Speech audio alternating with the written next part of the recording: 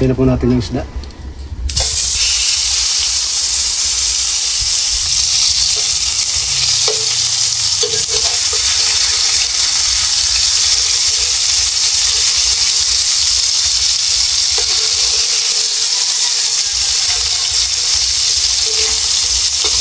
Ito na yung ating pinipritong isda. Hanguin na po natin mga idol.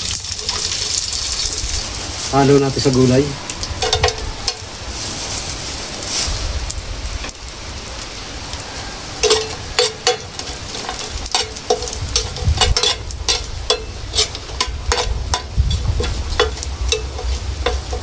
Wow, yummy. Ang bango ng piniprito nating tuyo mga idol.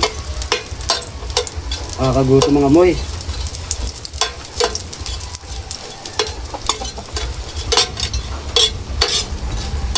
Ayan po, at luto na rin yung ating pinipritong tuyo. Atin na pong hahanguin. Hanguin na rin natin. Maglagay na ulit tayo ng mantika sa kawali. At lulutuin na natin yung ating gulay mga idol. Mainit na po yung ating mantika sa kawali. Ilagay na po natin yung sibuyas, bawang, at luya. Ilagay na rin natin yung ating kamatis mga idol. Ayan po, at maaari na po natin ilagay yung ating pangalawang gata. Ilagay na po natin. Ayan po natin na kumulo ng konti bago natin ilagay yung ating pong gabi. Ilagay na po natin yung gabi. Ilagay na rin natin yung laman ng gabi at yung dahon. Ilagay na rin natin.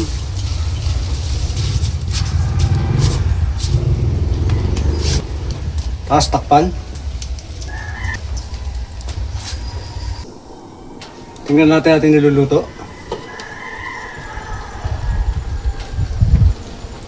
Ayan. Luto na sila, mga idol. Pwede na tayo maglagay ng pampalasa.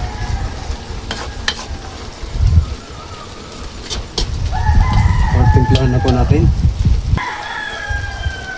Maglagay tayo ng 2 kutsarang patis. Nakarami. At maglagay din tayo ng pamienta or yung ground black pepper. Ang ating kutsarita. Lagyan na rin natin siya ng bechin or yung ajinomoto. Konti lang. Lagyan din natin siya ng shrimp cube. Isang piraso lang. Lagyan na rin natin yung ating kakanggata mga idol. Tapos lagyan na rin natin yung ating siling panigang. Lagyan na rin natin yung pritong tuyo mga idol. Lagyan din natin siya ng brown sugar sa kutsara.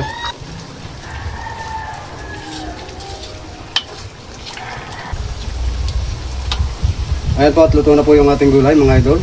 Hanguin na po natin. At makakain na tayo. Maraming salamat po sa mga biyaya, patuloy itong pinikakalaw para mas kasungusahan ito sa pangalan ng Panginoon Jesus. Kaya na tayo mga idol. Ito yung ating ulam, yung natang gabi mga idol. Ito. Sinuhaan natin ng laman. Sinagyan din natin ng pritong tuyo. Ayan po. Kaya na tayo. At meron din tayong sausawan dito na suka na may sibuyas. Ayan po. Na may sili. At meron din tayong isda rito. Ayan po. Ano tayo mga idol?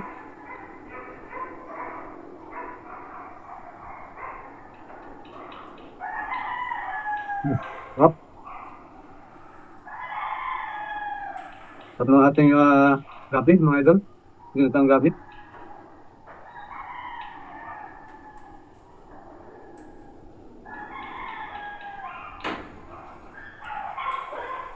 Lumapot yung sabaw niya mga idol. Lumapot siya dahil gawa ng laman ng gabi na inilagay natin. Pero okay siya mga idol, sarap.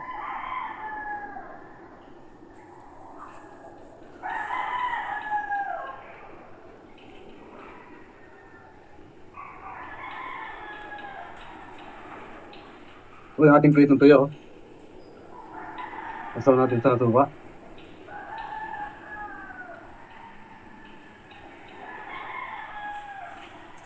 Sarap.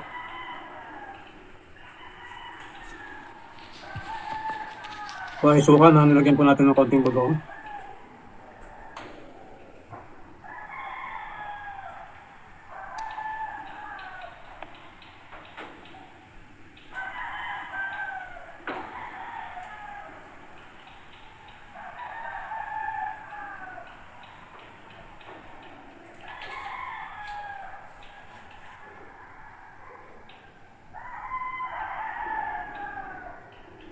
Ito yung isda, pritong galunggong. Oh, mga idol.